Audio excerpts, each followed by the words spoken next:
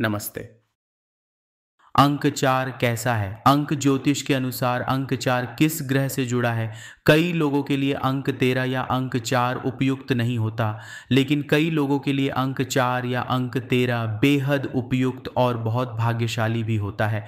तो यह सब कैसे काम करता है, यही मैंने इस पॉडकास्ट में समझाया है, ताकि आप अंक 4 का महत्व समझ सकें और यह आपके लिए उपयुक्त है या नहीं। और हमेशा की तरह इस पॉडकास्ट में सोफी की एक खूबसूरत कहानी भी है। हमेशा याद रखें, धर्म के आधार पर कभी किसी के साथ भेदभाव न करें। जैसा कि महात्मा गांधी कहते थे कि ईश्वर का कोई धर्म नहीं है, और इसके लिए एक खूबसूरत कहानी है, लेकिन मैं वह कहानी किसी और दिन शेयर करूंगी। लेकिन अब चलिए इस पॉडकास्ट से शुरुआत करते हैं और अंक 4 के महत्व को समझते हैं। तो चलिए शुरू करते हैं।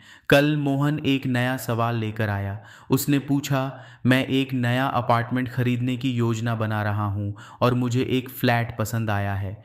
मैंने पूछा कि फ्लैट का नंबर क्या है, और मोहन ने कहा यह शीर्ष 10वीं मंजिल पर है और फ्लैट नंबर 1003 है। मैंने कहा, लगता है कि आप राहु के क्षेत्र में प्रवेश करने के लिए बहुत इच्छुक हैं। मेरे साथी, ध्यान रखें कि 1003 राहु है और आप राहु महादशा से गुजर रहे हैं। मोहन ने तुरंत फ्लैट 1003 बुक करने का विचार छोड़ दिया। मैंने कहा, आप कोई अन्य उपलब्ध फ्लैट खरीद सकते हैं, लेकिन ध्यान रखें कि फ्लैट नंबर का कुल योग 4 से कम नहीं होना चाहिए। जब भी आपका घर या फ्लैट नंबर 4 के योग से कम हो जाता है, तो आपको यह ध्यान रखना चाहिए कि राहु आपके घर पर शासन करता है।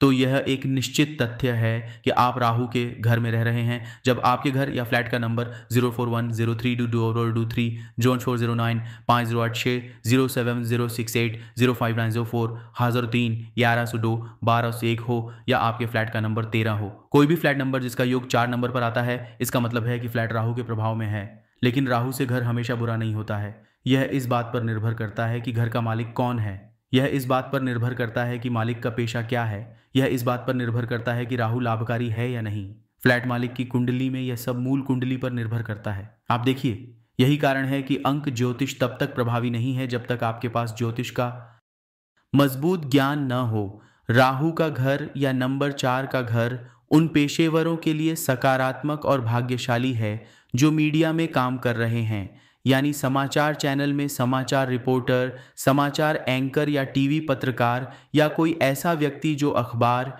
प्रिंट मीडिया में पत्रकार या संपादक के रूप में काम कर रहा है, या कोई ऐसा व्यक्ति जो जनप्रतिनिधि अधिकारी है, या कोई ऐसा व्यक्ति जो राजनेता है, निर्वाचित प्रतिनिधि है, या पार्टी कार्यकर्ता है, या पार्टी प्रवक्ता है, या कोई ऐसा व्यक्ति जो फिल्म अभिनेता या अभिनेत्री है, या कोई ऐसा व्यक्ति जो राजदूत है, विदेशी देश का प्रतिनिधि है, या कोई ऐसा व्यक्ति जो डिजिटल मार्केटिंग में है भरा हुआ।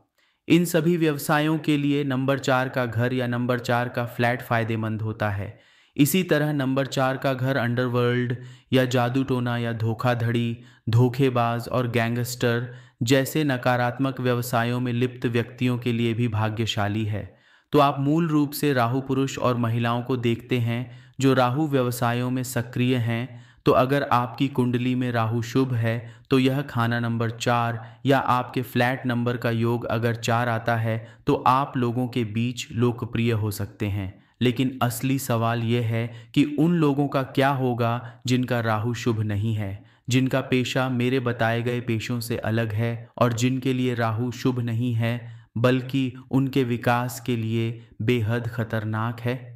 और मेरा पॉडकास्ट खास तौर पर गैर राहु वाले लोगों के लिए है, क्योंकि गैर राहु वाले लोग राहु के प्रकोप से पीड़ित होते हैं। केतु वाला व्यक्ति राहु से पीड़ित होता है और राहु वाला व्यक्ति केतु से पीड़ित होता है। तो अब आइए देखें कि आप अपने खाना नंबर 4 या अपने खाना नंबर 4 के कुल योग के बुरे प्रभावों को दूर करने के लिए क्या उपाय कर सकते हैं। जब आपके घर का नंबर 4 हो या आपके फ्लैट नंबर का कुल योग 4 नंबर पर आ रहा हो और राहु आपकी कुंडली में शुभ नहीं है बल्कि राहु आपके जीवन में पीड़ा है, तो आपको निम्नलिखित उपाय करने चाहिए। आपको अपने मुख्य द्वार पर बाहर से एक बड़े आकार का पंचमुखी हनुमान चित्र चिपकाना चाहिए। दूसरा उपाय है, अपने घर में रोज शाम 6:30 से 7:30 बजे के बीच लोबान करना शुरू करें। यह आपके घर के वातावरण को शुद्ध करने का एक अद्भुत तरीका है जिसमें आप दिन रात रहते हैं। लोबान आमतौर पर दरगाह में किया जाता है। दरगाह एक पूजा स्थल है। यह एक ऐसा स्थान है जहां एक महान सूफी संत के शरीर को दफनाया गया है और दिन रात उनकी पूजा की जाती है। वे लोग जो मुसलमान या हिंदू में कोई भेदभाव नहीं करते हैं।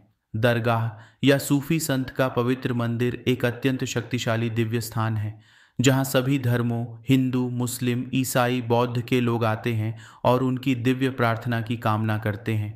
मुंबई की प्रसिद्ध हाजी अली दरगाह या अजमेर में प्रसिद्ध अजमेर ख्वाजा साहब दरगाह सभी धर्मों और जीवन के सभी क्षेत्रों से लाखों लोगों का स्वागत करती है और भारत भर में ऐसे कई दिव्य तीर्थ स्थल दरगाह हैं।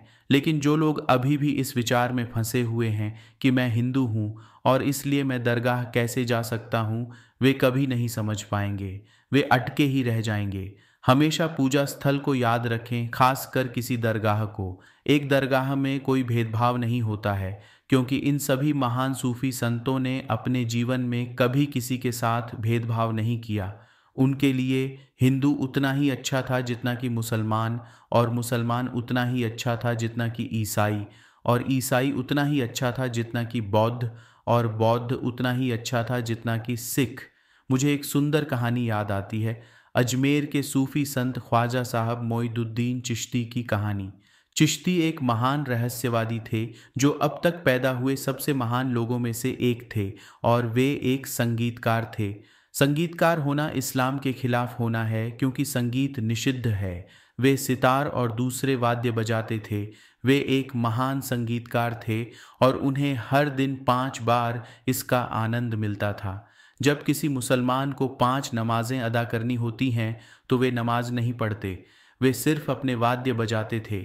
यही उनकी प्रार्थना थी। वे अपनी दिव्य दुनिया में रहते थे।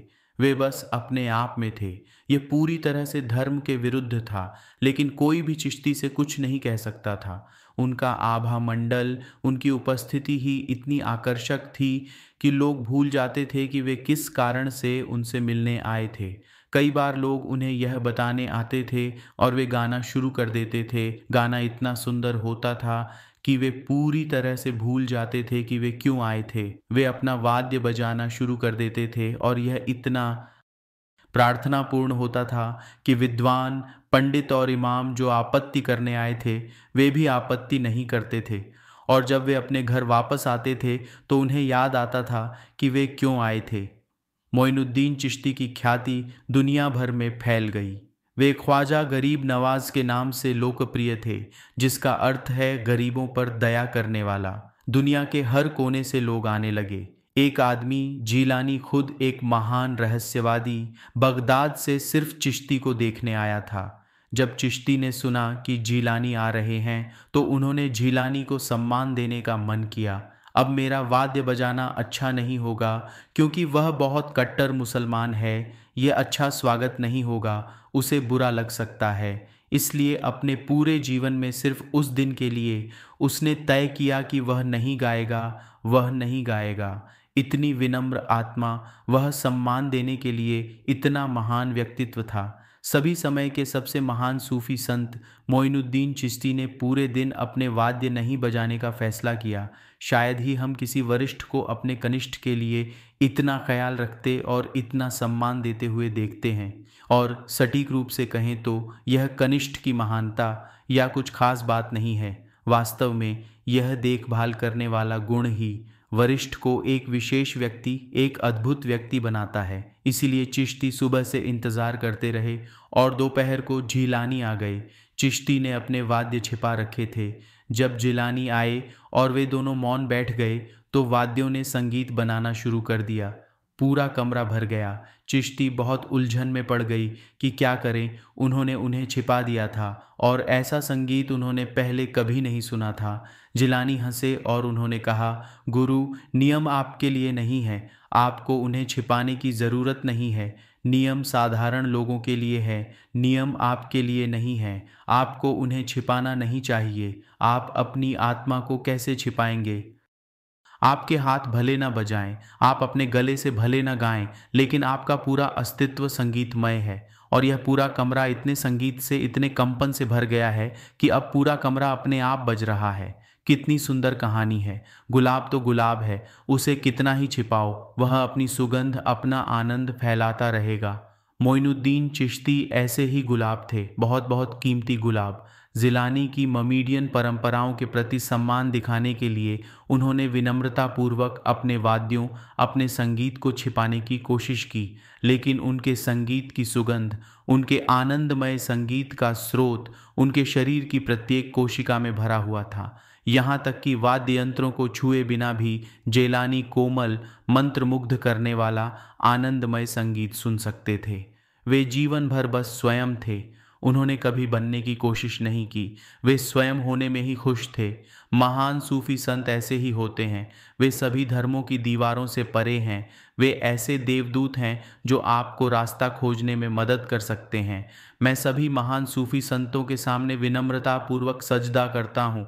उनका आशीर्वाद मुझ पर और मेरे सभी श्रोताओं और अनुयायियों पर हो। दरगाह एक पूजा स्थल है, सबसे पवित्र स्थान। यह बृहस्पति का प्रतीक है, न कि राहु का। हमेशा याद रखें, साईं बाबा ने अपना पूरा जीवन हिंदुओं और मुसलमानों को एक करने में बिताया, और जब कोई हिंदू बाबा का आशीर्वाद लेने आता था तो साईं बाबा कहते थे, अल्लाह तेरा भला करे, जिसका मतलब है अल्लाह तुम्हारा भला करे। यह अल्लाह मुस्लिम धर्म का संदर्भ था। आप देखिए, वह ऐसा जानबूझकर करते थे ताकि सभी को पता चले कि राम या रहीम, राम या अल्लाह एक ही हैं, और अपने भक्तों को यह एहसास दिलाने में मदद करें कि ईश्वर का कोई धर्म नहीं है। यदि आप साईं बाबा के भक्त हैं, यदि आप वास्तव में साईं बाबा से प्रेम करते हैं, तो आप कभी भी हिंदू और मुसलमान के बीच भेदभाव नहीं करेंगे। साईं बाबा कहते हैं, हमें एक दूसरे से प्रेम करना चाहिए और उनकी सेवा करनी चाहिए। खुश रहो।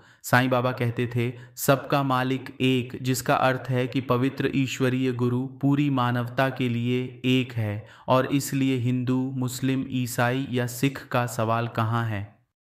ये केवल नाम की पट्टियाएं हैं जिन्हें आप जीवन भर ढोते हैं, और इस प्रक्रिया में जीवन के वास्तविक सार को महसूस करने से चूक जाते हैं। जीवन का वास्तविक सार प्रेम है। प्रेम ही एकमात्र और सच्चा धर्म है। हमेशा याद रखें, जब तक आप धर्म और हठधर्मिता की चार दीवारों में फंसे रहेंगे, तब तक आप पीड़ित रहेंगे और आपको कई दुखों का सामना करना पड़ेगा। जब आप दीवारें तोड़ते हैं, तभी आप स्वतंत्रता का अनुभव करते हैं। स्वतंत्रता की पहली सांस, सच्ची स्वतंत्रता, पूर्ण स्वतंत्रता। स्वतंत्रता आपके खुशहाल जीवन का मूल है। अधिकार जताना प्रेम को नष्ट कर देता है। केवल स्वतंत्रता ही प्रेम को पोषित करती है।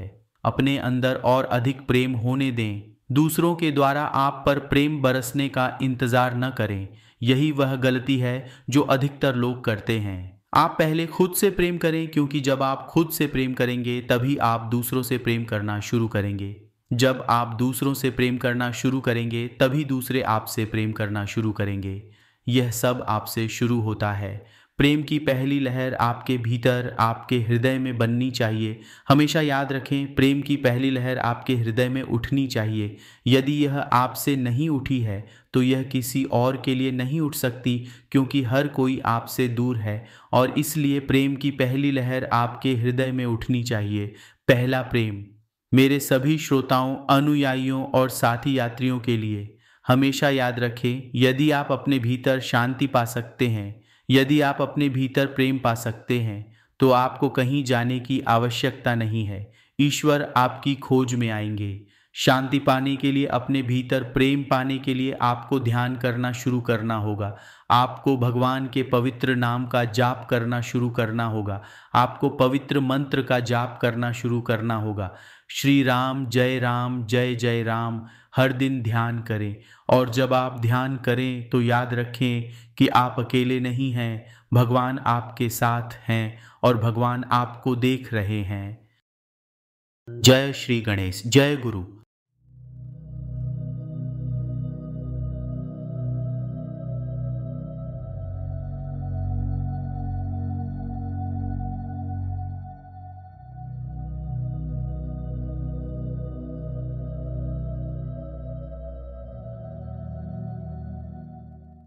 ओम गम गणपतये नमः।